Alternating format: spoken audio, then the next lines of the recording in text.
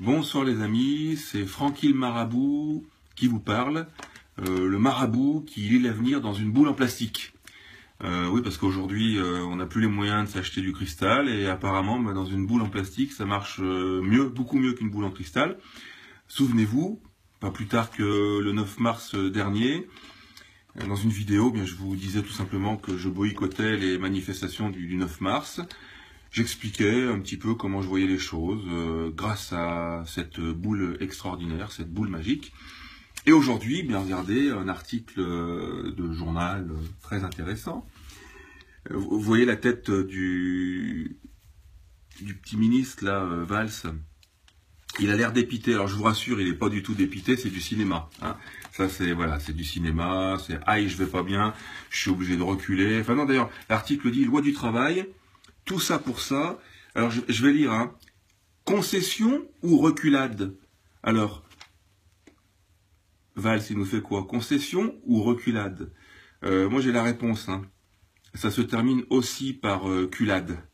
Mais c'est pas reculade. Oui.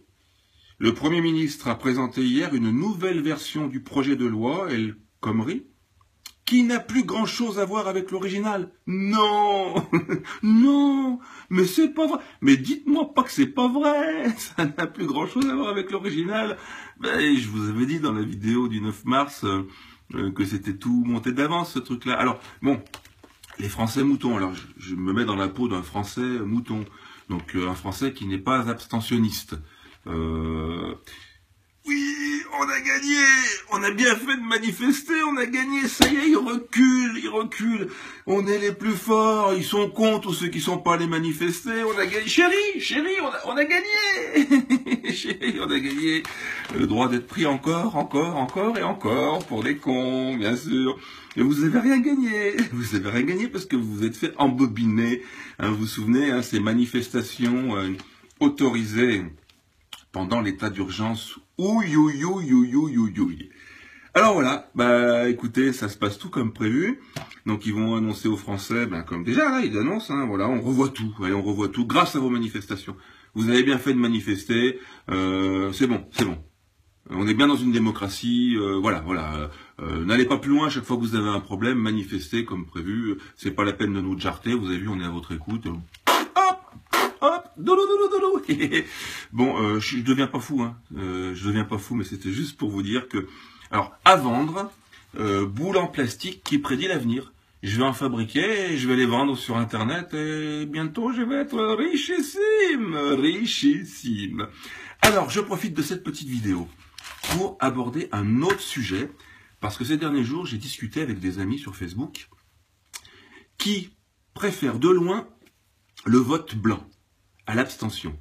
Parce qu'ils nous disent, eux aussi, alors désolé, je vais m'adresser à vous pour essayer de vous faire raisonner, les amis. Oui, vous, les abstentionnistes, oui, vous êtes des feignants, hein, alors que le vote blanc, on y va, et on montre notre désapprobation. Et de conclure, ceux qui votent blanc, ce qu'il faudrait, c'est qu'on puisse faire reconnaître le vote blanc. Et lorsque le vote blanc sera reconnu, voilà, on va montrer notre force. je peux rigoler encore. Mais qui va reconnaître la valeur du vote blanc? Non mais qui? Je vous pose la question. Qui les politiques? Ils vont vous dire, ah oui, c'est pas con là votre truc, tiens, le vote blanc, oui, on va le reconnaître, c'est une bonne idée, hein, parce que à partir du moment où le vote blanc est reconnu, on jarte tous. Oui, parce qu'il y aura forcément une majorité de vote blanc, donc oui, on va vous donner les moyens légaux et légitimes de nous jarter.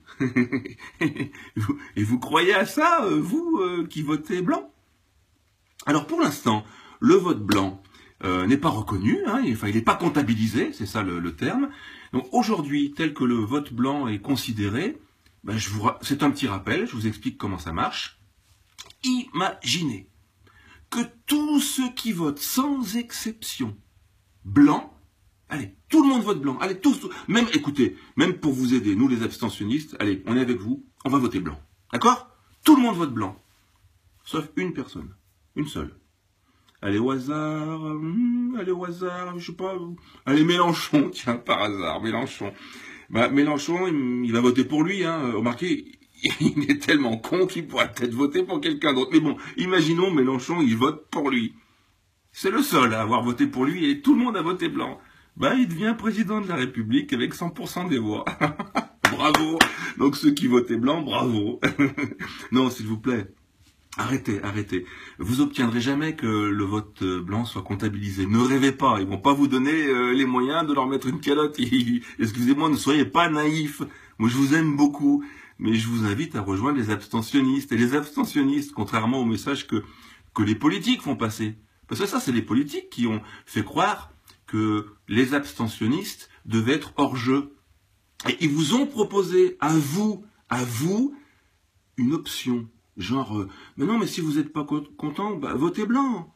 Comme ça, vous exprimez votre mécontentement. Et vous y avez cru.